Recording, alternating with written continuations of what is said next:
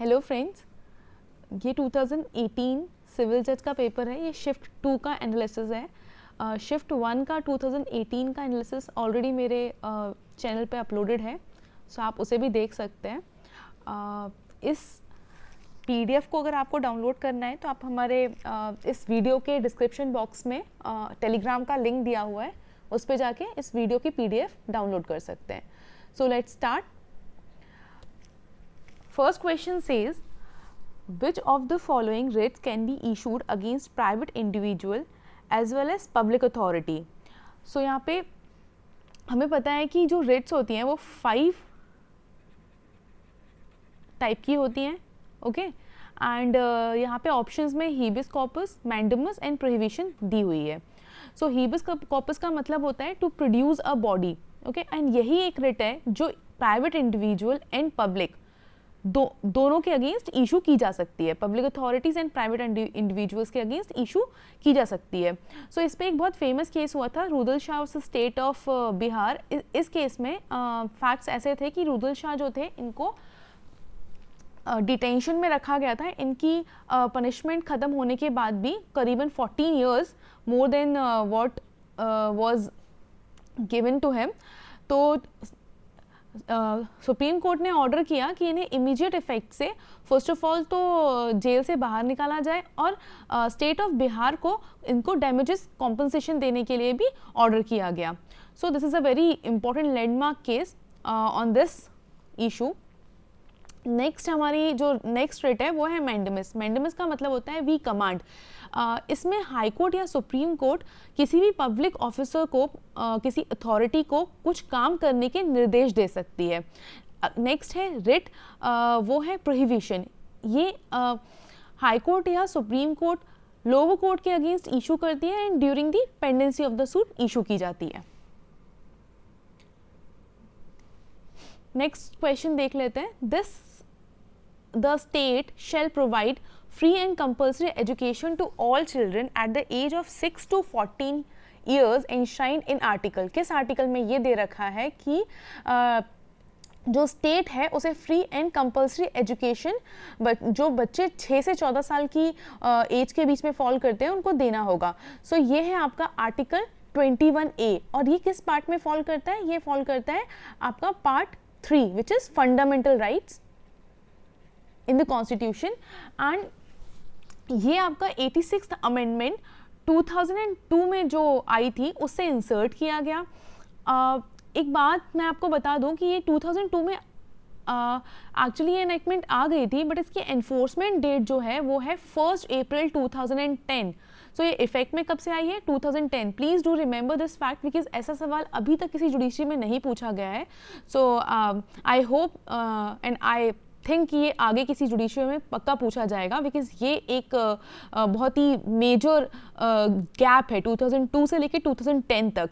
Generally जो effect होती हैं वो एक साल 2002 की अगर एक्ट है तो वो 2003 में मैक्सिमम या में इन्फोर्स हो जाते हैं, ओके। सो ये तो आपका एक फंडामेंटल राइट है। एंड देन कोरोस्पॉन्डिंग एक ड्यूटी भी है जो कि आर्टिकल 51A के क्लॉज के, जो कि फंडामेंटल्स हमारी ड्यूटीज़ हैं, उसमें दिया हुआ है।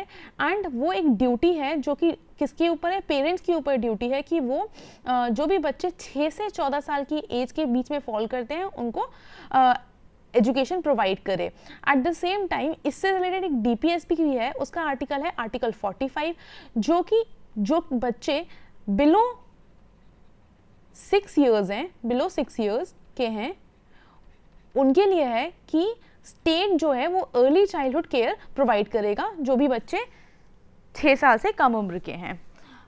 Next question,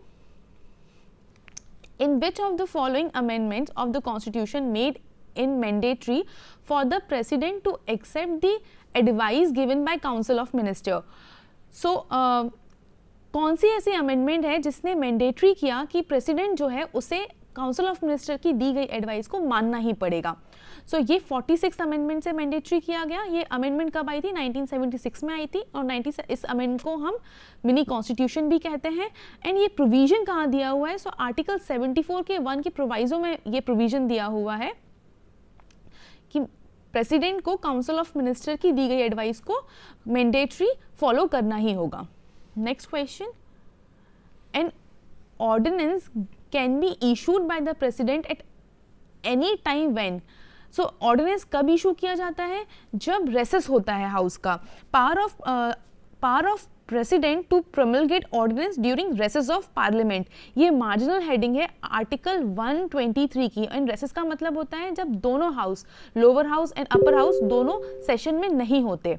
okay, so both the houses of parliament are not in session.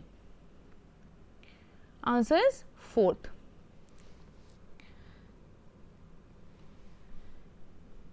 Next question, article of constitution of India relates to UCB. Uniform civil code से कौन सा आर्टिकल रिलेट करता है? सो ये सेम क्वेश्चन शिफ्ट 1 में 2018 की पूछा गया था. सो यहाँ पे है ऑप्शन सेकेंड, मतलब article 44. This is the correct answer. And जो यूनिफॉर्म सिविल कोड है वो सिर्फ स्टेट ऑफ गोवा में एप्लीकेबल है इंडिया में. एंड होता क्या है uniform civil code? Uniform civil code का मतलब होता है एक कोड बनाना सारे पर्सनल लॉज के लिए.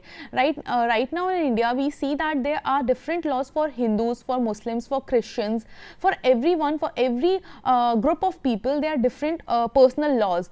तो यूनिफॉर्म सिविल कोड एक लॉ सबके लिए लाने की बात करता है, but only for citizens, not for non citizens. Next, ये सवाल है decision of Supreme Court related to ban on smoking at public places से रिलेटेड. तो ये किस केस में कहा गया था कि पब्लिक प्लेस पे स्मोकिंग जो है वो अब अलाउड नहीं है? सो ये केस था Murli S Deora versus union of India. 2001 का ये केस था. एंड इसमें पैसिव स्मोकिंग की बात की गई है. एंड पैसिव स्मोकिंग का मतलब क्या होता है कि जो व्यक्ति स्मोक नहीं भी कर रहा है वो भी जो लोग स्मोक कर रहे हैं उनके स्मोक करने की वजह से जो पोल्यूशन होता है उससे अफेक्ट हो. सो इसकी वजह से, पैसिव स्मोकिंग की वजह से, इसके इफेक्ट्स की वजह से पब्लिक प्लेसेस में क्या, रेलवेज, हॉस्पिटल्स, इन सब में स्मोकिंग को बैन किया गया. अब यहाँ पे आपके लिए एक और फैक्ट है कि वर्ल्ड टोबैको डे ये कब मनाया जाता है? ये 31 मई को मनाया जाता है. It's a very important question. जिस भी स्टेट में जीके पूछी जाती है वहाँ पे ये सवाल काफ़ी बार पूछा गया है. Next question is, where a law is made by a state legislature on the subject enumerated in the concurrent list with the assent of president repugnant to earlier law made by parliament then the law so made by state. तो अगर ऐसा कुछ होता है कि जिस किसी subject पे कोई concurrent list का सब्जेक्ट है जिस पे लॉ बनाने के लिए state government and central government, state legislature and centre में हमारा पार्लियामेंट जो है, अगर दोनों को अलाउड है और अगर स्टेट उस पर लॉ बनाता है और प्रेसिडेंट की एसेंट भी ले लेता है तो उस स्टेट पे स्टेट का बनाया हुआ लॉ प्रिवेल करेगा. और ये कहाँ दिया हुआ है? ये आर्टिकल 254 में दिया गया है. लेकिन अगर आप इसको अच्छे से पढ़ेंगे तो आप उसमें एक प्रोवाइजो भी पढ़ेंगे जिसमें ये लिखा गया है कि अगर एक स्टेट लॉ बना भी देता है और उस पर प्रेसिडेंट की एसेंट ले भी लेता है तो वहाँ पे तब तक ही वो लॉ इन्फोर्स करेगा जब तक उसके इनकंसिस्टेंट लॉ पार्लियामेंट नहीं बना देती है. मतलब पार्लियामेंट चाहे तो उस लॉ को रिपील करके एक डिफरेंट लॉ लेके आ सकती है एंड फाइनली जो पार्लियामेंट का बनाया हुआ लॉ है वही प्रिवेल करेगा. इसमें अब चांसेस हैं कि ये आर्टिकल पूछा जाए अपकमिंग एग्जाम्स में, बिकॉज इसका कॉन्सेप्ट 2-3 बार पूछ लिया गया है डिफरेंट स्टेट के जुडिशरी एग्जाम्स में. Next question is, according to constitution of India the term district जज शैल नॉट इंक्लूड. ये 4 ऑप्शन में डिस्ट्रिक्ट जज में क्या नहीं आता है?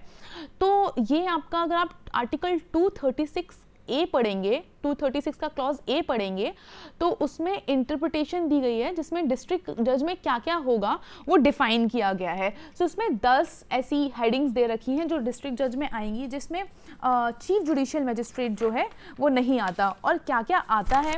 तो उसमें जज of city civil court, additional district जज, जॉइंट डिस्ट्रिक्ट जज, असिस्टेंट डिस्ट्रिक्ट जज, चीफ जज of small causes court, chief presidency magistrate, additional chief presidency magistrate, sessions जज, एडिशनल सेशन जज, असिस्टेंट सेशन जज आता है. ओके, सो आप इस लिस्ट को 2-3 बार देख लीजिएगा। वैसे अगर आपको याद करना है तो आप वैसे सवाल जो आता है या तो सेशंस जज से रिलेटेड आता है कि क्या नहीं आता, तो सेशंस जज या चीफ जुडिशियल मजिस्ट्रेट। सो याद रखिए इसमें चीफ जुडिशियल मजिस्ट्रेट नहीं आता और सेशंस जज आता है।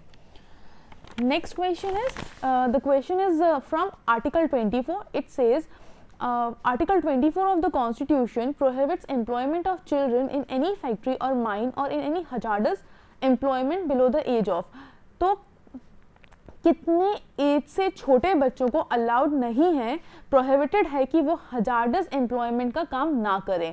तो आंसर इज 14 ईयर्स। तो मैं अपने पहले के वीडियोस में भी बता चुकी हूँ, जहाँ पे भी अगर किसी भी बच्चे का, व्यक्ति का ईयर मेंशन है, उसकी एज मेंशन है, तो उसे अच्छे से याद करें। अगर आपको लगता है कि ऐसा कोई वीडियो लाना चाहिए, कंसोलिडेटेड वीडियो जिसमें मैं सारे जहाँ भी मेजर स्टैट्यूट्स में एज मेंशन है, तो उसको मैं लेके आऊँ एक जगह कंसोलिडेट करके आप लोगों को बताऊँ, तो please do comment regarding this. I will make the video. Next question is, the power to grant pardon, reprieve, respite or remission of punishment etc. under Article 72 of the Constitution is exercised by President of India. So on advice of council of minister. So ऐसी जो pardoning power जो हमारी article 74 में दी रखी है president के लिए and governor के लिए कहाँ दे रखा है? आर्टिकल 161 में दे रखा है। वो जो एक्सरसाइज करेंगे वो कैसे करेंगे? वो काउंसिल ऑफ मिनिस्टर की एडवाइस पे करेंगे। एंड ये चीज़ की काउंसिल ऑफ मिनिस्टर की एडवाइस पे प्रेसिडेंट काम करेगा, वो कहाँ दे रखा है? वो आपका आर्टिकल 74 के क्लॉज 1 में दे रखा है। एंड आर्टिकल 74 का दिस क्लॉज 1 का जो ये वाला पार्ट है, ये आपका 42nd अमेंडमेंट से आया था, और 42nd अमेंडमेंट जो है वो 1976 में आई है, जिसे हम मिनी कॉन्स्टिट्यूशन भी कहते हैं। Thank you for watching, and if you guys think that कुछ वीडियोज़ में इम्प्रूवमेंट करना चाहिए तो please do let me know in the comment box. Thank you.